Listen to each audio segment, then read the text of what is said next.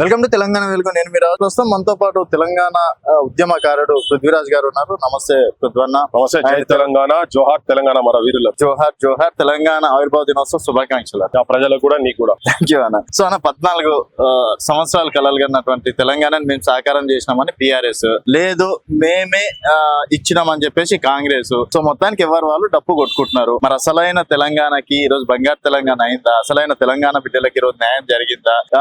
అంటే మనం పాలించుకోబట్టి 11 సంవత్సరాలు అయితే అవుతుంది, మన పాలకులే పాలించబట్టి. సో మన పాలకులు దాంట్లో అయినా సరే తెలంగాణ విముక్తి జరిగింది అనుకోవచ్చా లేదా? అమరవీరుల స్థూపం సాక్షిగా ఏంటి? తెలంగాణ ఆకాంక్ష అనేది ఒక 14 సంవత్సరాలది కాదు, అది కలుపొద్దన్నప్పటి నుంచి జరుగుతున్నటువంటి కొట్లాట ఇది. హైదరాబాద్ స్టేట్, ఆంధ్ర స్టేట్ లో రెండు కలిపి విలీనం చేయాలన్నప్పటి నుంచి ఇక్కడ కొంతమంది కాళోజీ నారాయణరావు వసంటోళ్ళు కలపాలని చెప్పి కొట్లాడారు. కలపొద్దని కొట్లాడేటువంటి వాళ్ళ మొహమ్మద్ స్థానంలో ముచ్చలనారాయణ గారు, గుండా లక్ష్మణ్ బాపూజీ వారు కూడా కమ్యూనిస్టులుగా ఉండే వాళ్ళు కలపాలి, సమైక్య రాష్ట్రంగా ఉండాలి అనేది అన్నారు. కానీ ఇక్కడ సపరేట్ గా ఉండాలని వరంగల్ లో ఆర్ఎల్ బుచ్చయ్య వాళ్ళు ముచ్చలనారాయణ గారు చేసి అప్పుడు 54-55 నుంచే ఫజల్ అలీ కమిషన్ వచ్చినప్పటి నుంచే వీళ్ళు వ్యతిరేకించుకుంటూ వచ్చిండ్రు. తర్వాత అయినా గానీ బద్దంటతో కూడా కలిపిండ్రు. అప్పటి నుంచి కూడా ఇది పొసగదు, ఈ సంసారం పొసగదు అని చెప్పని చెప్పుకుంటూ వస్తున్నాను. సో సుదీర్ఘంగా 56 నుంచి కూడా ఇంకా అప్పటి నుంచి కూడా ఈ స్ట్రగుల్ జరుగుతూనే ఉన్నది. 14 సంవత్సరాల పోరాటం కాదు. వాళ్ళు చెప్తున్న బక్వాస్ మాటలు అవన్నీ, కేసీఆర్ చెప్పేటి బక్వాస్ మాటలు అవన్నీ. సో దాని మధ్యలో చాలా పోరాటాలు జరిగినాయి. 69లో 369 మంది చచ్చిపోయిండ్రు. మరి పోరాటం చేయలేదా? అప్పటి నుంచి నడుస్తూనే ఉన్నది, దమనకాండ నడుస్తూనే ఉన్నది కంటిన్యూస్ గా. ఎప్పుడు తెలంగాణ అన్నప్పుడు అలా ఇక్కడ ప్రజల మీద రిప్రెషన్, ఇక్కడ పోలీసు వాళ్ళు మీద పడుడు, ఎన్నో ఎన్కౌంటర్లు జరిగినాయి. ఇక్కడ అన్నల ఉద్యమాలు మొదలైనవి. ఇది దొక్కినందుకే అవి స్టార్ట్ అయినాయి. ఇక్కడ ఈ ప్రాంత ప్రజలకు ఉద్యోగాలు అన్ని ఆత్మగౌరవంతో ఉండేది. అసలు ఆ మూమెంట్ లో ఇంత పెద్దగా రాకపోవు. ఇక్కడ అది లేకనే ఇవన్నీ జరిగినాయి. ఆంధ్ర పాలకులు తొక్కిరు కాబట్టి. సో వీళ్ళతో తెలంగాణ వచ్చింది కాదు, దాని తెలంగాణను వాళ్ళు అద్భుతంగా వాడుకున్నారు. ఇప్పుడు వచ్చిన ఆయన కూడా, రేవంత్ రెడ్డి కూడా వచ్చిన తర్వాత, సరే గతంలో చంద్రబాబు దగ్గర ఉన్నా గానీ ఈయన వచ్చిన తర్వాత ఏమైనా మార్పు ఏమైనా చేస్తాడేమో అని చెప్పని అనుకున్నాము. ఎందుకంటే ఆయన ఉపన్యాసాలు, ఆయన మాటలు అవన్నీ విని. కానీ ఇది కూడా ఫక్త్ రాజకీయం, అంటే ఫక్త్ చిచోరా రాజకీయం అని చెప్పనేది ఇది కూడా చాలా క్లియర్ గా అర్థమైపోయింది. నిజమైన తెలంగాణ వచ్చినట్టు మాత్రం మా బోటులకైతే అనిపిస్తలేదు. దానికి ఎక్కడ ఏ చర్చ దేనికైనా కానీ సిద్ధమే. ఏ రంగాలలో మీరు ఏం చేశారంటే దాని మీద సిద్ధం అని. ఇప్పుడు అటు TRS ని చూసినాం, తెలంగాణ అంటే న్యాయం జరగలేదు అంటున్నారు. సరే కాంగ్రెస్ ని చూసినాం, తెలంగాణకు న్యాయం జరుగుతలేదు. ఇప్పుడు మిగిలింది బీజేపీ తోటన్నా సాధ్యమవుతుంది అని చెప్పేసి, అంటే పొలిటికల్ లాంగ్వేజ్ లో మాట్లాడుకుంటే బీజేపీ తోటి ఎందుకుంటా, బీజేపీ ఎందుకు అనుకుంటున్నావు? రేపు ఇంకా ప్రజలకెళ్ళి ఒక కొత్త ఆలోచన విధానంతో కొత్త రాజకీయ పార్టీ కూడా రావచ్చు. ఈ ప్రాంత యువకులు, ఈ ప్రాంత ఉద్యమకారులు కలిసి ఇంకేదైనా కొత్త స్టార్ట్ చేయొచ్చు. తప్ప నీకు వేరే శరణ్యం తెలంగాణలో పెద్దగా లేదు. ఎందుకు ఇప్పుడు కాగానే అటే పోతుందని ఎందుకు అనుకుంటున్నారు? ఇప్పటి వరకు చాలా మంది పెద్ద పెద్ద నాయకులు పార్టీలు పెట్టి ఫెయిల్యూర్ అవ్వడం అనేది జరిగింది. సో ఇలాంటి టైంలో పార్టీలు పెట్టి, ఉద్యమకారులు పార్టీలు పెట్టి సక్సెస్ సమస్యలు ఉన్నప్పుడు, అరే కేసీఆర్ అంటే ఒక అసలు తెలంగాణ సోయలేనటువంటి వ్యక్తి, కాకపోతే ఆ వాదాన్ని ప్రజెంట్ చేసిండు అద్భుతంగా, అంతేనే తప్ప ఆయన రీతిలోనే ప్రజెంట్ చేసిన అంతే, జనాన్ని మత్పరిచింది. కానీ నిజం మాట్లాడేటోళ్ళు ఈ భారతదేశంలో పుట్టలేదా? లేకపోతే భారతదేశంలో పార్టీలు రాలేదా? కొత్త ఆలోచన జనం ఎంకరేజ్ చేయలేదా? నిలకడగా వాటి మీద నిలబడాల్సిన అవసరం ఉన్నది, అంతే తప్ప అదేం లేదు. ఆ పరిస్థితులు వస్తాయి, ఉంటాయి కూడా. ఓకే, ఇప్పుడు బీసీ వాదాన్ని అంటే తెరలేపుతున్నారు. సో బీసీలకే రేపు పెద్దపీట వేయాలని చెప్పేసి ఇప్పుడు మీ ఉద్యమకారులు కూడా దాంట్లో యాడవడం అనేది జరుగుతుంది. సో జనాలు ఇప్పుడు ఉన్నటువంటి సిచ్యువేషన్, ఈ పొలిటికల్ రాజకీయాలలో గెటిన్ అవుతామని చెప్పేసి హోపుతున్నారు. జనము పైసలకు ఓట్లు అమ్ముకోకుండా, మందు సీసాలకు ఓట్లు వేయకుండా, మటన్ ముక్కలకు ఆశపడకుండా గనక ఉండి, వాళ్ళు వాళ్ళ పిల్లలది భావి తరాల తెలంగాణ ప్రజల భవిష్యత్తు గురించి ఆలోచించేటువంటి మనస్తత్వం కనుక తీసుకురాగలిగితే పక్కా వస్తుంది. అట్లా ఆలోచింపజేసేటువంటి ప్రయత్నం ఆ ఓటలో చేస్తున్నాము. అది జరుగుతుందని కూడా మేము ఆశిస్తున్నాం. లేకపోతే ఈ త్యాగాలకు ఇలా జూన్ 2 సెలబ్రేషన్ ఇట్లనే ఈ గాథలు, ఈ బాధలన్నీ ఇంకా కొన్ని తరాలు కూడా మాట్లాడుకుంటూనే పోతారు. ఒకవేళ ఆ పరిష్కారం కనుక జరగకపోతే, అయితే ఉన్న రాజకీయ పార్టీల వాళ్ళ మనస్తత్వాలను మారాలి, కొత్తదన్న రావాలి. కొత్త తరం వస్తేనే తప్ప పరిష్కారం వస్తుందని మాత్రం నేను. సో ఇప్పుడున్న అంటే జాగృతి తెలంగాణ వాదులు ఎవరైనా సరే జాగృతిలోకి రావచ్చు, జాగృతిలో జైన్ కావచ్చు, తెలంగాణ కోసం పోరాడొచ్చు అని మొన్న కవితక్క పిలుపు. అదే చేయొచ్చు, మంచిగా బాగా దందాలు చేయొచ్చు, మందు దందాలు చేయొచ్చు. తెలంగాణలో ఆడబిడ్డలు మొత్తం సారా రాణిలు కావచ్చు, తిహార్ జైల్లో పడవచ్చు, ఇక్కడ వరంగల్ జైల్లో పడవచ్చు, ఖమ్మం జైల్లో పడవచ్చు. ఇల్లీగల్ గా ధనం సంపాదించవచ్చు, ప్రజాధనాన్ని మొత్తం చేసుకుని వాళ్ళ కుటుంబాలకు తరాలు తింటే తిరిగిన ఆస్తులు సంపాదించుకోవచ్చు. అందుకే దానిలోకి రావాలి. ఏం జాగృతం అయ్యేది, జాగృతి మొత్తం పైసలు సంపాదించేటట్లా ట్రైనింగ్లు ఇచ్చి పంపుతారన్నట్టు వీళ్ళంతా. ఆమెకు తెలంగాణకి ఏం సంబంధం పోయి నాకు అర్థం కాదు అన్న. మరి అసలైన తెలంగాణ కోసం అంటే మీరేమంటున్నారు? మీరేం చెప్తారు? అంటే ఏ విధంగా న్యాయం జరగాలంటారు? అదే ఒక రాజకీయంగా తెలంగాణకు ఒక కొత్త తరం రావాల్సిన అవసరం ఉన్నది, పక్కా ఉన్నది. ఇక్కడ ప్రాంతంలో ఉద్యోగాలు ఇక్కడ వాళ్ళకు రావాలి. ఇప్పుడు ఈయన వచ్చిన తర్వాత కూడా అన్ని out sourcing, contract, daily wages మీద జరుగుతున్నాయో అవి పోవాలి. ఇక్కడ యువతరానికి స్కిల్ సెట్ రావాలి. ఇక్కడ బడులు విద్యా వ్యవస్థ మొత్తం కంప్లీట్ గా సంపూర్ణంగా కేజీ నుండి పీజీ, పిహెచ్డీల వరకు ఉచితంగా ఇచ్చేటువంటి సిచ్యువేషన్స్ రావాలి. ఇక్కడ వైద్యం అందరికి అందాలి.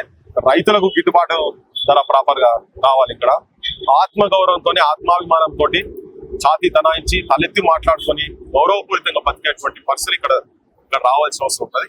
దానికి డెఫినెట్ గా ఒక కొత్త ఆలోచన. గ్రామాలలో ప్రజలు కూడా పాలిటీషియన్స్ ను, అధికారులను ప్రశ్నించే తత్వాన్ని పెంచుకునే స్థాయికి పోవాలి తప్ప ఈ పాలిటీషియన్ నా కులపోడు, నా ఇంటి పక్కకు ఉండేటోడు, లేకపోతే నాకు నెలకు 1000 రూపాయలు, 2 రూపాయలు ఇస్తాడు, 2000 రూపాయలు ఇస్తాడు అనే లెక్కల యూత్ అక్కడ ఆగిపోతే ఈ తెలంగాణ ప్రాంతానికి. అని మీరు చెప్పిన దాంట్లో 3 విషయాలు చూసుకున్నట్టయితే 10 లక్షలు ఆరోగ్యశ్రీ చేసినామని చెప్పేసి, తర్వాత 2 లక్షలు రుణమాఫీ చేసినామని చెప్పేసి, తర్వాత ఇంటిగ్రేటెడ్ స్కూల్స్ కడుతున్నాం ఈరోజు పేద విద్యార్థులకే అని చెప్పేసి మీరు చెప్పిన దాంట్లో 3 కూడా రేవంత్ అన్న నెరవేరుస్తున్నారు అనుకోవచ్చు కదా. 10 లక్షలు అనేది మొత్తం నువ్వు ఉచిత వైద్యం అబ్బా. 10 లక్షలు ఇస్తున్నావు, ఎవరికి ఎక్కడ ఇస్తున్నావు? ఇదంతా కార్పొరేట్ హాస్పిటల్ బతికిచ్చేటువంటి ప్రయత్నం.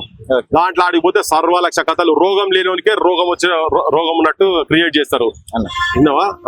పన్నుకు నొప్పి ఉంటే తల్లి కన్నును వీకేసారు అన్నట్టుగా వెనకట చూసినాం కదా. సో అటువంటి కథలే ఉంటాయి ఇక్కడంతా. మనకి నువ్వు ఉట్టి కదా చిన్న గీత కథ పెడితే నీ గుండెకాడికి సంబంధం పెట్టి వాడు 8 లక్షల రూపాయలు దానికని బిల్లులు తీసుకొని వీళ్ళకు పర్సెంటేజ్లు ఉంటాయి. ప్రభుత్వ హాస్పిటల్ గట్ట ఆయన ప్రభుత్వ హాస్పిటల్ పెంచు, ప్రైవేట్ హాస్పిటల్ చేసి నువ్వు ప్రజాధనం తీసుకుపోయి గాడబెడతా అంటావేంది? నువ్వు ఇంటిగ్రేటెడ్ స్కూల్స్ అని చెప్తున్నావు. ఎన్ని కడతావు? ఎన్ని లక్షల మంది ఉంటే ఎన్ని లక్షల మంది కడుతున్నావు నువ్వు? ఆయన వచ్చినాక రాగానే చేస్తాను. ఇప్పటిదాకా ఇంకా దిక్కు దిశానం లేనే లేదా. ఇంకా తటపార పెట్టి ఆడ తొవుడు కాడనే ఉన్నది. ఇంకా దాని కథ అంతా ఇదంతా చేసి ఎలక్షన్ ఓడగొడతారు. ఒకటి అంత ముందు కదా గజ్వేల్ ఒక బడి కట్టి బొమ్మ పెట్టి మొత్తం ఉన్నదంతా గజ్వేల్ బడి లెక్క చేస్తా అని గత ముఖ్యమంత్రి చెప్పుడు తిరిగింది కదా. ఇప్పుడు ఈయన గదే కథ పెడతాడు. ఒక దగ్గర కట్టి ఇది మొత్తం తెలంగాణ అంతా ఇట్లా చేయదలుచుకున్నా అని చెప్పి రేపు పొద్దుగాల దుకాణం మొదలు పెడతాడు. ఈయన క్యాలెండర్ కొట్టిస్తాడు, పేపర్ ఆయిల్ పెట్టిస్తాడు, తిరుగుతాడు. ఇవన్నీ బక్వాస్ మాటలు, ఇవన్నీ అబద్ధాల మాటలు. అవన్నీ ఈ అబద్ధాల మాటలు జనం నమ్మాల్సిన అవసరం లేదు. ఇవన్నీ ఆయనే రోజు పొద్దుగా లేస్తే అని అబద్ధాల పునాదుల మీదే గవర్నమెంట్ నడుస్తుంది. అయితే రేపన్నాడు తెలంగాణ ఉద్యమకారులు అందరూ ఒక తాటిపైకి వచ్చి మరో పార్టీ పెట్టబోతున్నారు. అదే చెప్తున్నది. ప్రస్తుతం అయితే నడుస్తున్నాయి చర్చలు నడుస్తున్నాయి. వెయిట్ అండ్ సీ అన్న. యూనిటీగా ముందలు వెళ్తారని నమ్మకం. అరే ఇష్యూల దమ్మున్నప్పుడు బరాబర్ అందరు చుట్టూ వస్తారా బా. ఇష్యూల నిజాయితీ పరుల చేతులలో తెలంగాణ ఉండాలి అన్న. ఈ ప్రాంత ప్రజల మీద ప్రేమ ఉన్న చేతులలో తెలంగాణ ఉండాలి. దోపిడిదారి చేతులలో తెలంగాణ వ్యతిరేకమైనటువంటి శక్తులలో తెలంగాణ ఉంటే ఇంకా 50 సంవత్సరాలకు కూడా ఇదే మొత్తుకుని ఉంటది కదా. కోదండరామ్ గారు కావచ్చు, ఇంకా చాలా మంది కీలక నేతలు కూడా ఆ టైంలో, విజయశాంతి లాంటి వాళ్ళు కూడా ఆ టైంలో పార్టీలు పెట్టి ఫెయిల్యూర్ అయింది. అది ఆ చరిత్ర కూడా చూసుకుంటున్నారా? ఏం చూడకుండా ఎందుకు చేసావు బా?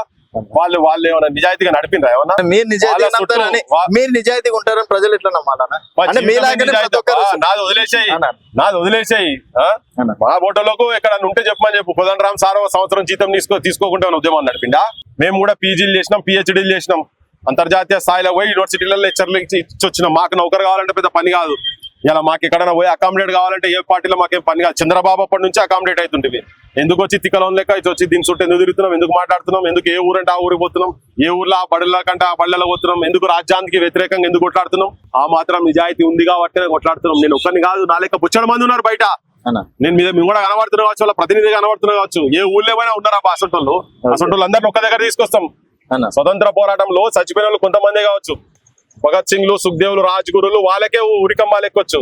కానీ మెంటల్ వేసి కిరాక్ అయితే లండన్ కాడికి పోయి కూడా కంతల పెట్టి కాల్చిన వాళ్ళు కూడా ఉన్నారు కదా. ఉద్యమం అక్కడితో ఆగలే కదా. దాంతో అయిపోతుంది అనుకుంటా. అయిపోతుందా? అయిపోదు, ఉంటది. మేమున్నా లేకున్నా ఉంటది. ఇట్లా మాట్లాడే ప్రతి ఒక్కరిని పట్టుకొని గామె అది కాలేదా, ఈయన ఇది కాలేదా అంటే కుదరదు. అది బరాబర్ వస్తాయి ఆ పోరాటాలు. ఉంటే సమస్య ఉన్నంత కాలము నిజాన్ని నిర్భయంగా మాట్లాడేటువంటి మనుషులు కూడా ఉంటారు. ఇంకా మేము ఏంటంటే ఉద్యమంలో కంప్లీట్ గా డీప్ గా ఇన్వాల్వ్ అయి ఉన్నాం కాబట్టి ఎవరికి భయపడకుండా, ఎవరికి వనకకుండా, జనకకుండా ఇవన్నీ మాట్లాడుతుంటే మేము రిస్క్ లో లేవనుకుంటున్నావా? తెలుసు, మాకు అంతా తెలుసు కదా. ఉన్నా కానీ మాట్లాడుతున్నాం. మేము కూడా మీ లెక్క బొచ్చ ఛానల్లో పెట్టి అన్ని నష్టపోయిన వాళ్ళమే. జనానికి తెలియదు అది సృష్టి కదా. తెలంగాణ జరిగే ఉద్యమాలు చూపించాలనే ఏకైక ఆకాంక్షతోటి, ఆశతోటి కదా చేసింది. సో అందరిని ఒక దగ్గర వేసి ఒక తరాజు లేసి తూకం లేచి చేయకు. ఇలా మేము మాట్లాడుతున్నాం. వేసి ఒక్కొక్క మాటకు ఒక్కొక్క దానికి మాట్లాడితే ముఖ్యమంత్రిని వచ్చి ఎక్కడన్నా దేని మీద జవాబు ఇచ్చేటట్టు చేయమని చెప్పు. ఇలా కాకపోతే 4 రోజుల తర్వాత వస్తుంది భయ్. పీపుల్స్ వార్ ఉద్యమం ఇద్దరితోనే మొదలైంది. కొండపల్లి సీతారామయ్య, కేజీ సత్యమూర్తితోని. ఇలా మొత్తం దేశ ఆర్మీ మొత్తం వచ్చి అక్కడ పోయి కొట్లాడతలేదా? నేను తుపాకులో సమర్థిస్తలేను, కానీ మనిషి లోపల అనుకుంటే ఎటువంటి ఉద్యమాన్ని నిర్మాణం చేయొచ్చు.